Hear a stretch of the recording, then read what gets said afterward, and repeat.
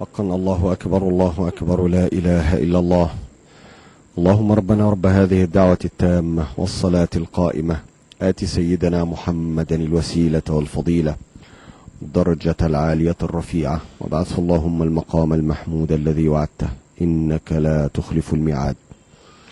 وبعد أيها الأحبة الكرام، فقد قام الإخوة المصلون هنا في ساحة مسجد الرحمن الرحيم لأداء ركعتي السنة في أول يوم من هذه الأيام العشر الطيبة المباركة التي نرجو أن يوفقنا الله عز وجل فيها نحن وإياكم إلى فعل الطاعات وعمل الخيرات، وأن يرضى عنا وأن يحشرنا مع الذين أنعم الله عليهم من النبيين والصديقين والشهداء والصالحين وحسن أولئك رفيقا.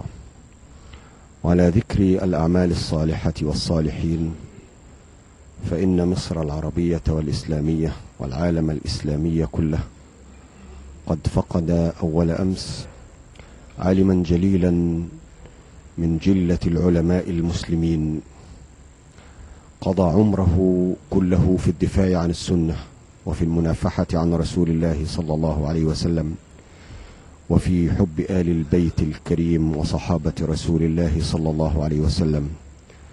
إنه فضيلة العالم الجليل الأستاذ الدكتور محمد فؤاد شاكر، أستاذ الدراسات الإسلامية والعربية، فرحمه الله رحمة واسعة وغفر له وأسكنه فسيح جناته وجعله في أعلى عليين مع الذين أنعم الله عليهم من النبيين والصديقين والشهداء والصالحين وحسن أولئك رفيقا. وندعو الله عز وجل لعلمائنا أن يمد الله في عمرهم وأن يبارك لنا في عمرهم. وأرى الآن واحدا من هؤلاء العلماء الأجلاء الأستاذ الدكتور أحمد عمر هاشم يصعد درجات المنبر يخطب المسلمين خطوة الجمعة، فاللهم بارك لنا في عمره وبارك لنا في علمه وانفعنا بما نسمع منه يا رب العالمين.